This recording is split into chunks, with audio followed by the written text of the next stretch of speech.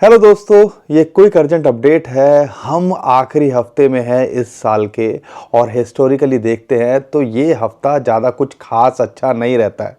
लेकिन ये बात नहीं है कि बिटकॉइन ने यहाँ रिकवर करने की कोशिश नहीं करी। दो बार ऐसे मौके आए, ये $1,00,000 को छूने की कगार पे आ गया था।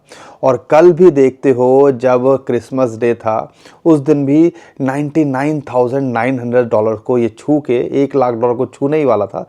उससे पहले ही ये रिजेक्ट हो गया और यहाँ पे अभी करेक्शन देखने को मिल रही है और इस टाइम पे $96,000 के नीचे चल रहा है। लेकिन हमें क्या टेंशन लेनी चाहिए, क्योंकि यहाँ पर बिटकॉइन तो ठीक है, लेकिन जो ऑल्ट कॉइन्स हैं, बिटकॉइन का थोड़ा सा गिरते ही ऑल्ट कॉइन्स अच्छा खासा गिरना शुरू कर देते हैं। और यहाँ पे अभी हमें कुछ कुछ ऐसा ही होते देखने को मिल रहा है और इसका एक इंडिकेटर होता है, वो है बिटकॉइन की डोमिनेंस। क्योंकि बिटकॉइन की डोमिनेंस यहाँ दोबारा से बढ़ती दिख रही है और 59 के आसपास पहुँच गई है। अब लोगों को टेंशन तो होनी चाहिए और वही चीज़ अभी हमें होते दिख रही है। और यहाँ पर एक बड़ा सवाल है, क्या आने वाला साल एक बहुत अच्छा हो सकता है या यहाँ पर हमारे साथ में ऐसा ही होता रहेगा। लेकिन आपको ये बात समझनी है कि ये जो हफ्ता है ना, शायद आप कह लीजिए एक अपॉर्चुनिटी की तरह लीजिएगा। और अगर अच्छे कॉइन्स, बड़े कॉइन्स अच्छे लेवल में और अच्छे डिप में मिल जाएं तो यहाँ पे एक अपॉर्चुनिटी है। अब वो कैसे है वो मैं आपको बताऊंगा, ओवरऑल मार्केट के अंदर चल क्या रहा है वो आपको बताऊंगा, और यहाँ पे बिटकॉइन का सपोर्ट और रेजिस्टेंस क्या है वो आपको इस वीडियो के अंदर बताने की कोशिश करूंगा। और कुछ कॉइन्स भी हम यहाँ पे आपके साथ शेयर करेंगे।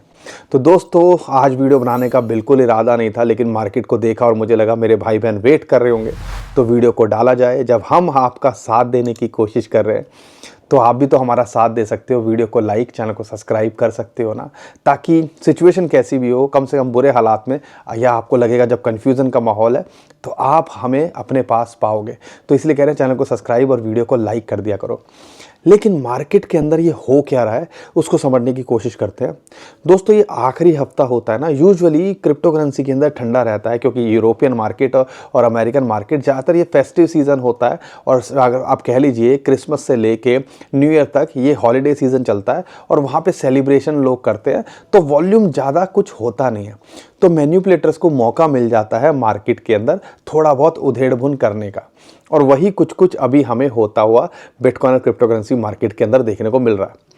लेकिन जब ये $92,000 गया था, उसके पीछे का कोई रीज़न था क्या? अभी जब रिसेंटली गया था $1,08,000 लगाने के बाद, और फिर अभी जब ये $1,00,000 को छूने के कगार पे आ गया, आपको कोई रीज़न समझ में आया? क्योंकि यहाँ पे अगर बिटकॉइन के ETF के डाटा को देखते हैं तो यहाँ पे नेगेटिव निकल के आया, और परसों के डाटा को देखते हैं तो ब्लैक रॉक, फिडेलिटी और पिछले फ्राइडे और अगर उससे एक दिन पहले भी देखते हैं तो उन्होंने लगातार सेलिंग करी है। वहाँ पे बाइंग नहीं देखी गई, नेगेटिव में था, इनफ्लो भी था। तो यहाँ पे फिर भी मार्केट पंप कर रही थी। तो यूजुअली ये ऐसा क्यों होता है? एक तो यहाँ पे आपको समझना पड़ेगा कि जो मैन्युपुलेटर्स होते हैं ना, ये गेम बनाते हैं, और यूजुअली जब ऐसा होता है तो बड़े प्लेयर्स की एंट्री कराई जाती है। और यहाँ पे आपको ये बात समझनी पड़ेगी और ये बात रियलाइज़ होनी चाहिए कि अगर हम बिग प्लेयर्स की बात करते हैं, वो कोशिश करते हैं सस्ते में कुछ खरीद सकें। तो कुछ कुछ ऐसा ही अभी हमें होते देखने को मिल रहा है, और यहाँ पर हमें इस चीज़ को शॉर्ट टर्म के लिए लेना चाहिए। और अगर मैं बिटकॉइन के सपोर्ट और रेजिस्टेंस की बात करता हूँ तो बिटकॉइन का अगर देखते हो 90 से $94,000 का एक सपोर्ट जोन है। और इंटरेस्टिंग बात क्या है, 50 डे मूविंग एवरेज जब $93,500 से $94,000 के बीच में आती है तो वो एक इंपॉर्टेंट सपोर्ट निकल के आनी चाहिए, जैसे वो $92,000 के लिए निकल के आई थी। जब तक इस लेवल के ऊपर है हमें टेंशन नहीं लेनी है। और यहाँ से अगर बाउंस बैक करता है तो 1,00,000 से $1,02,000 ये एक इंपॉर्टेंट रेजिस्टेंस जोन यहाँ पर बना हुआ है। लेकिन जनवरी के अंदर जैसे ही डोनाल्ड ट्रंप शपथ लेंगे या उससे पहले ही, और हिस्टोरिकल डाटा को देखते हैं तो ऐसा लगता है वहाँ पे हम 1,10,000, और हमको ज़्यादा शॉक नहीं होंगे कि $1,25,000 तक भी बिटकॉइन का प्राइस जनवरी में पहुँच जाए। अगर ये यहाँ मेंटेन करता है या $1,00,000 के ऊपर जल्दी हमें रिकवरी होते देखने को मिलती है। अगर ये यहाँ नहीं मेंटेन करता है 90 से $94,000 तो एक इंपॉर्टेंट सपोर्ट 83 से लेके $85,000 इसके लिए निकल के आती है। लेकिन ओवरऑल देखते हैं तो बिटकॉइन ETF वाले यहाँ सेलिंग करते दिख रहे हैं, लेकिन जो बड़ी बड़ी न्यूज़ निकल के आ रही है, अब रशिया के जो फाइनेंस मिनिस्टर है या फॉरेन ट्रेड मिनिस्टर की बात करते हैं, राउटर्स को, उन्होंने बोला कि फॉरेन एक्सचेंज के लिए, फॉरेन ट्रेड के लिए वो जो है रशिया अब बिटकॉइन को यूज़ कर रहा है। एक बड़ी न्यूज़ है। डोनाल्ड ट्रंप का हमें पता ही है, माइक्रो स्ट्रेटजी की बात करते हैं, जनवरी के अंदर वो दोबारा से एक मीटिंग रख रहे हैं जिसके अंदर बिटकॉइन और खरीदने की बात कर रहे हैं अपने शेयर्स को बेच के।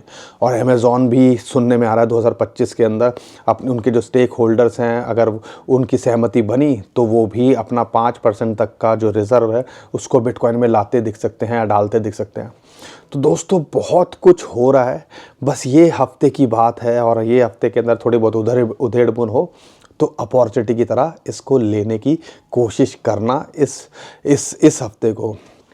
बिटकॉइन को लेके तो समझ में आ गया होगा, लेकिन मुद्दा है ऑल्ट कॉइन्स को लेके। और ऑल्ट कॉइन्स के अंदर बड़े कॉइन्स, अच्छे कॉइन्स डिप में मिले तो यहाँ पे आपको लेने चाहिए। और उसमें से एक पहला कॉइन है, वो है इथेरियम। बिटकॉइन की डोमिनेंस देखते हो तो 60 के आसपास दोबारा से कोशिश कर रही है और ये चलता रहेगा। लेकिन इस बुल रन के पीक में हम बिटकॉइन की डोमिनेंस को देखते हैं लगभग 40% के आसपास, और 40% के आसपास होगा तो ये जो कॉइन्स मैं आपको बता रहा हूँ इथेरियम को भी इंक्लूड करके, तो ये बहुत मल्टीपल टाइम रिटर्न देते भी देखने को मिल सकते हैं। इथेरियम की बात करते हैं, 3350 एक इंपॉर्टेंट सपोर्ट है, फिबोनाची की रेशियो 0.6 वहाँ मिल रहा है। और एक बढ़िया एंट्री अगर $3000 के आसपास आ जाए, 200 डे मूविंग एवरेज फिबोनाची की 0.5, तो वहाँ आप बना सकते हो।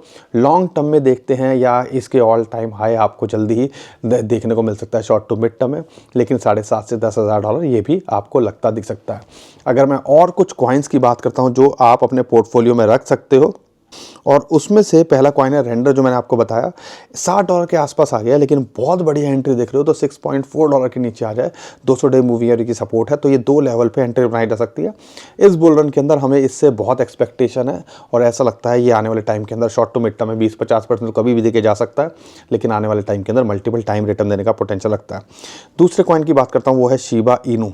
शिबा इनू जो है आप कह लीजिए इस टाइम पे 0.00002 के आसपास मिले, या एक परफेक्ट एंट्री देख रहे हो तो 1800 के आसपास मिले तो एंट्री बनाने की कोशिश कीजिएगा। आने वाले टाइम के अंदर हमें उम्मीद है ये भी आपको अच्छा करता दिख सकता है, और 50 से 100% का पोटेंशियल रखता है। एप्टॉस के अंदर इश्यूज चल रहे हैं, CEO ने स्टेप डाउन कर दिया, लेकिन हाँ $8.6 के आसपास मिल रहा है, तो एक बढ़िया अपॉर्चुनिटी, एक एंट्री का मौका हो सकता है। अगर यहाँ आए तो इसके अंदर एंट्री बनाई जा सकती है। ये भी $10 से $14 शॉर्ट टू मिड टर्म में जा सकता है, लेकिन ये भी अपने ऑल टाइम हाई को या उसके ऊपर जाने का पोटेंशियल रखता है। नियर प्रोटोकॉल एक अच्छे लेवल पे है, 200 डे मूविंग की सपोर्ट मिल रही है $5.2 के आसपास, यानी कि आधे डॉलर के आप कह लीजिए $5 के आसपास मिल रहा है, तो एक एंट्री यहाँ बनाई जा सकती है। एक एंट्री $4.5 के आसपास मिल जाए तो बनाने की कोशिश कीजिएगा, ये भी इस बुल मार्केट के लिए अच्छा हो सकता है। तो ये डिप में मिल रहे हैं और आप थोड़ा सा रिस्क ले सको और अगर थोड़ा सा लंबा सोच सको, यानी कि 2025 का सोच सको, तो ये सारे कॉइन्स बढ़िया कॉइन आपके लिए हो सकते हैं। और उसमें से एक और कॉइन है कार्डानो।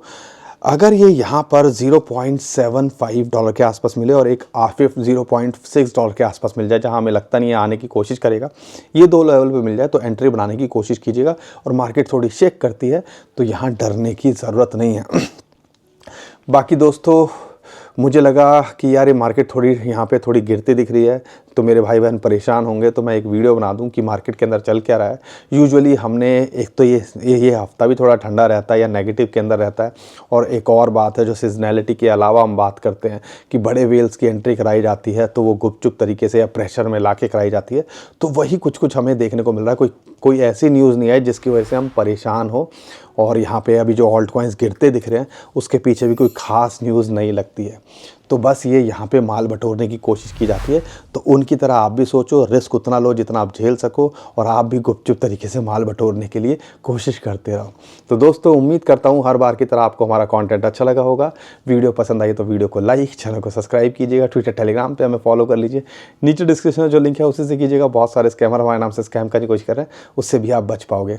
अभी के लिए विदा लेता हूँ। खुश रहिए, मुस्कुराते रहिए, कमाते रहिए। आपका दोस्त पंकज। थैंक यू, नमस्कार, धन्यवाद।